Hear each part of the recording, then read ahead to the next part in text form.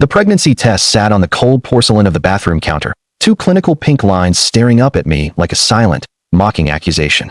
My wife, Lauren, was pregnant. We had been desperately trying for 3 grueling years with absolutely no success. Our lives had been a blur of expensive fertility treatments, cold clinical specialists, and the crushing weight of countless disappointments. I had finally started to accept the hollow ache that maybe we were simply destined never to have children of our own. And now, out of the blue, she was pregnant. I should have been overjoyed, weeping with relief. Instead, I felt a paralyzing, icy dread settling deep in the pit of my stomach, a primal instinct screaming that something was fundamentally wrong. "Nathan," Lauren called from the bedroom, her voice trembling with an emotion I couldn't quite place. "Did you see it?"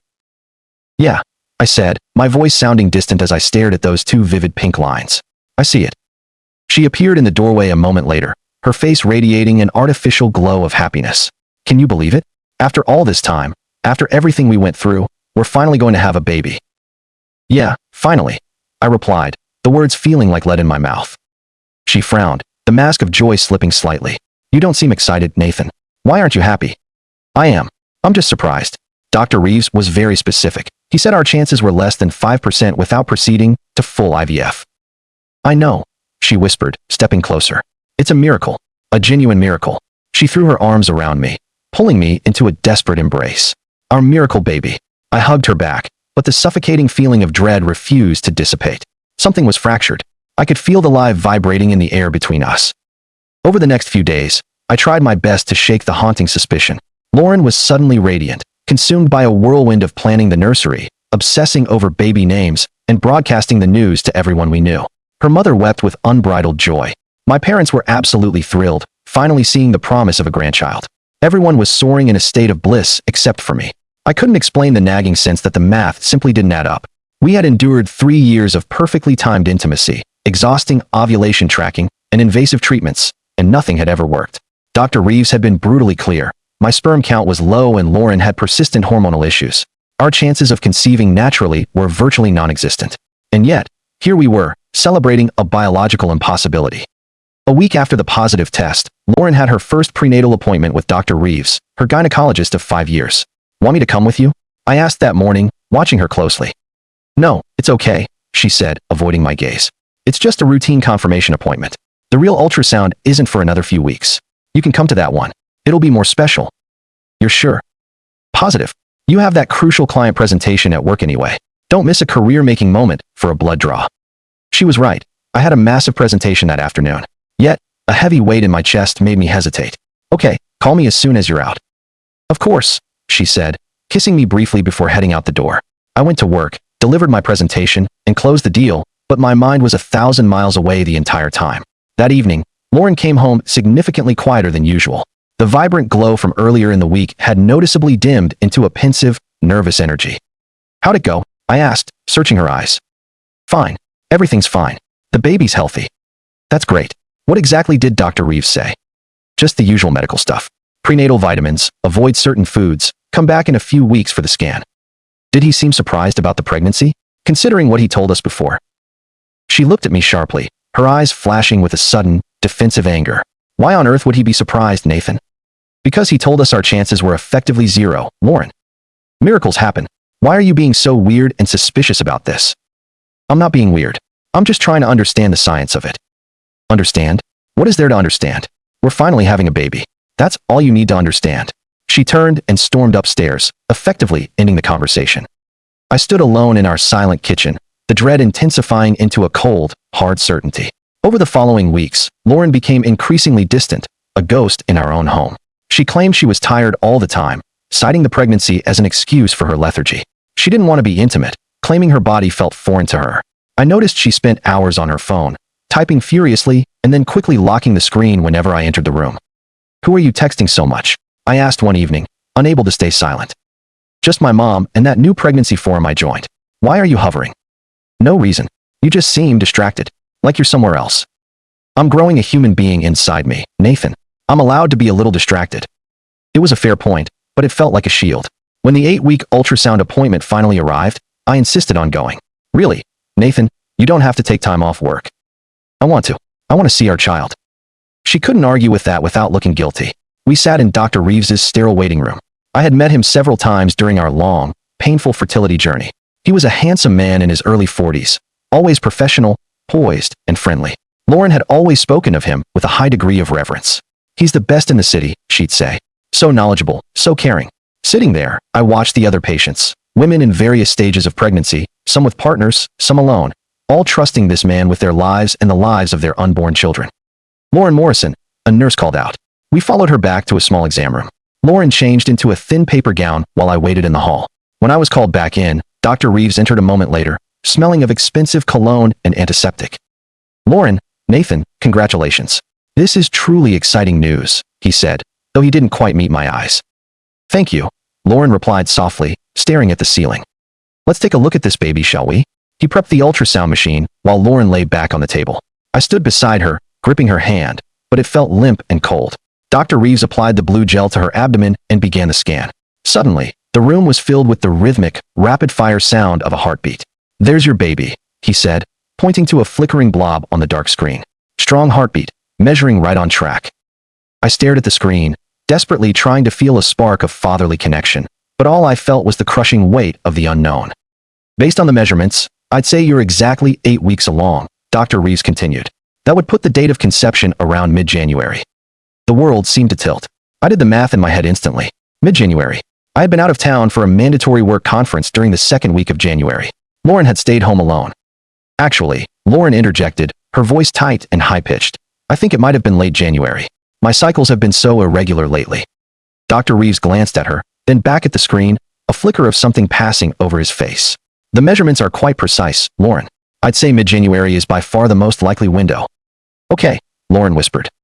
A silence hung in the room, heavy and suffocating. Something passed between them in that moment, a look that was brief, panicked, and unmistakable. Dr. Reeves's expression shifted for a fraction of a second into something resembling pure guilt and professional concern. It was gone before I could name it, but the seed was planted. The rest of the appointment was a blur of printed photos and medical instructions. As we were leaving, he touched Lauren's shoulder with a familiarity that made my skin crawl. "Take care of yourself. Call my personal line if you need anything at all." "I will. Thank you, Dr. Reeves." Once we were in the car, the silence was deafening. "When exactly did we conceive, Lauren?" "I was in Seattle for most of January." "I don't know, Nathan. I'm not a biological calendar. We had intimacy before you left, didn't we?" "That was January 8th. You usually ovulate around the 15th. I was gone from the 12th to the 18th. So maybe I ovulated early or late. Bodies aren't perfect machines." Dr. Reeves seemed incredibly certain about mid-January, Lauren. "Well, Dr. Reeves isn't inside my body. I am. And I'm telling you, it could have happened when you were home." Her defensiveness was a neon sign of guilt. That night, sleep was an impossibility. I lay in the dark listening to her breathing, trying to reconcile the timeline. January 8th, we were together. January 12th to 18th, I was in Seattle. January 20th, I came home, and we were intimate that night. If she conceived in mid-January, I simply wasn't the father. The thought that had been lurking in the shadows finally crystallized. My wife was carrying another man's child. I got up, went to my home office, and pulled up our cell phone records. As the account holder, I could see everything. In mid-January, while I was across the country, there were dozens of calls to a number I didn't recognize. It wasn't the clinic's main line. It was a personal cell phone. Why was my wife calling her gynecologist's private number at 11 p.m.? The records showed the calls had started in December, increasing in frequency until they were talking daily, sometimes for over an hour. Then, abruptly, the call stopped in late January, right when I returned. My hands shook as I realized the depth of the betrayal. I needed more than phone logs. I needed the truth. I remembered Lauren kept an old-fashioned paper journal in her nightstand. I had always respected her privacy, but that respect died the moment she brought a stranger into our marriage. One afternoon while she was at work, I found it. The entries from December and January were a brutal, vivid map of my world's destruction. December 10th. Had my annual exam with Dr. Reeves today. We ended up talking for over an hour after. He's going through a messy divorce. I found myself opening up to him about our fertility struggles, about how lonely and frustrated I am. He's so easy to talk to, so deeply understanding. December 18th. Dr. Reeves called my personal cell to check on me. He said he was concerned after our last talk. We talked for 2 hours tonight. I feel like he really gets me in a way Nathan just doesn't anymore. Is that wrong? December 28th. Met Dr. Reeves for coffee today. I know I shouldn't have, but I couldn't help myself. We talked about his failing marriage, my frustrations, our dreams. I haven't felt this alive or connected to someone in years. January 5th. I'm falling for him. I know it's a betrayal. He's my doctor. I'm a married woman. But I can't stop the thoughts. He texted me today saying he feels the same magnetic pull. What am I doing? January 14th. It happened. Nathan's in Seattle, and I went to Dr. Reeves's house. We didn't plan it, but the tension just snapped. I know I'm a horrible person, but I've never felt so wanted, so seen. I spent the whole day in his bed. We can't keep doing this, but I don't want to stop. January 16th. One last night with him before Nathan comes home. We both agreed this has to end. He's my doctor. This was a mistake. A beautiful, terrible mistake. January 25th.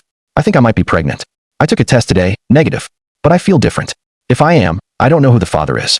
Nathan and I were together before he left and after he came back, but I was with Julian during my peak window. Oh God, what have I done? February 10th. Confirmed. I'm pregnant. I don't know what to do. I don't know whose baby this is. Dr. Reeves doesn't know yet. Nathan is so happy it breaks my heart. I should tell him, but it would destroy everything. Maybe I'll get lucky and it'll be Nathan's. I closed the journal, nausea surging through me. My wife had been sleeping with her gynecologist while I was working to provide for our future.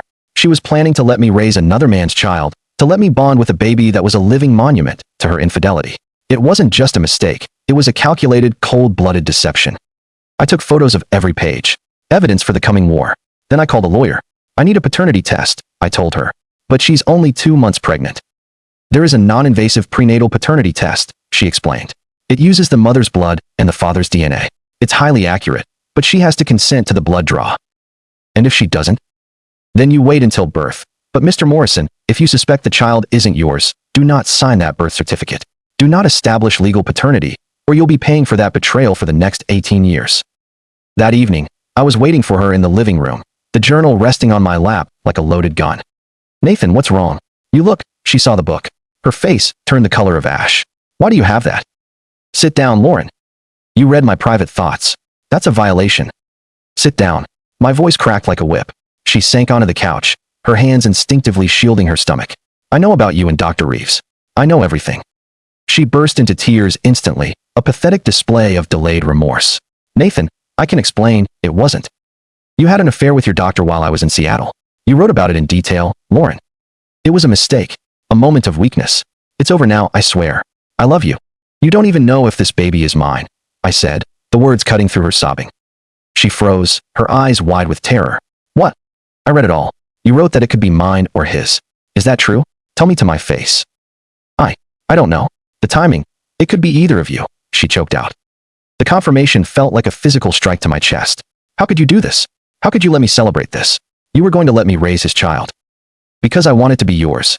I want us to be a family. Please, Nathan, I made a horrible mistake, but I want our life back. Our life is dead, Lauren.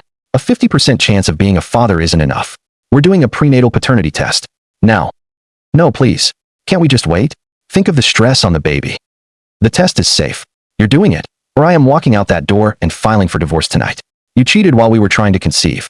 You slept with the man who was supposed to be helping us. You lied every single day. Do the test, or we're finished. She looked at me, seeing a stranger in my eyes. Okay, she whispered. I'll do it. And you're never seeing Reeves again. You'll find a new doctor tomorrow. He already transferred me, she admitted, her voice hollow. After it ended, we knew it was a scandal waiting to happen.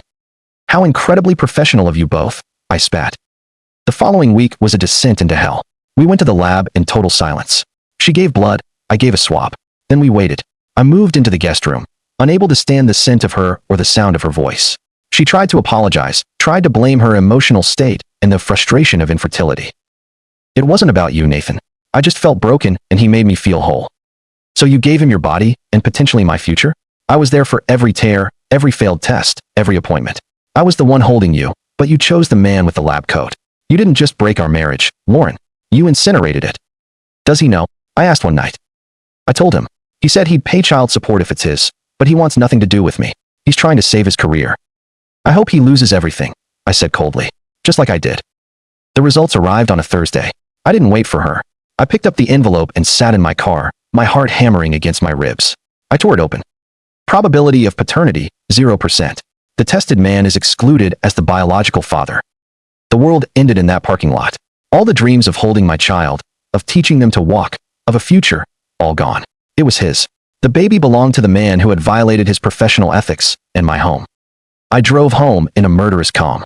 Lauren was waiting, her face a mask of agony. Well, I didn't say a word. I just handed her the paper. She read it and collapsed onto the floor, wailing. Oh God, Nathan, I'm so sorry. Please. I want a divorce. I want you out of my sight. No, we can still raise her. We can still be a family. Raise another man's child? Raise the proof of your infidelity? I'm not a martyr, Lauren, and I'm not a fool. You didn't make a mistake. You made a series of deliberate, selfish choices. You chose him in his bed, and now you can have the consequences. He doesn't want us. I have no one. That sounds like a you problem. He's the father. Go to him for help. I went upstairs and packed my life into 3 suitcases. She followed me, begging, clutching at my clothes, a shell of the woman I thought I knew. I need you. The baby needs a father. She has one. His name is Dr. Reeves. Tell him I said congratulations on the end of his career. I walked out and didn't look back. The months that followed were a brutal legal battle. I made sure the medical board received copies of the journal and the paternity test. The consequences were swift. His divorce became a public spectacle, and his medical license was suspended for gross ethical violations. He lost his practice, his reputation, and his lifestyle. Lauren lost the man she thought saw her and the husband who actually loved her. 6 months later, the divorce was final. She kept the house, but it was a tomb of bad memories. I moved across town and started the long, agonizing process of rebuilding. I heard she had a girl. I didn't care. A year later, I saw her at the grocery store. She looked exhausted, aged by a decade, pushing a stroller with a child who had Dr. Reeves's eyes. Nathan, she said, her voice small. Lauren, how are you? Better than I've been in years. You managing? It's hard. Being a single mom with no support, it's a struggle. I looked at the child. A tiny hand reached out from the stroller. Congratulations, I said, the word tasting like ash. I'm so sorry for everything, Nathan. You were a good man. I know I was. I hope the affair was worth the life you threw away, Lauren. Good luck. I walked away and finally felt the weight lift. The woman I loved was a fiction. The family I wanted was a ghost. But I was still standing. I was still moving. And one day, I would find a woman who deserved the man I had become, and when we finally had a baby, I would know, without a shadow of a doubt, that the child was mine. If you discovered your partner was planning to let you raise another person's child as your own, would you ever be able to forgive them? Or is that the ultimate point of no return? Thanks for watching, and don't forget to subscribe to the channel and leave a like. Share your thoughts about this story in the comments.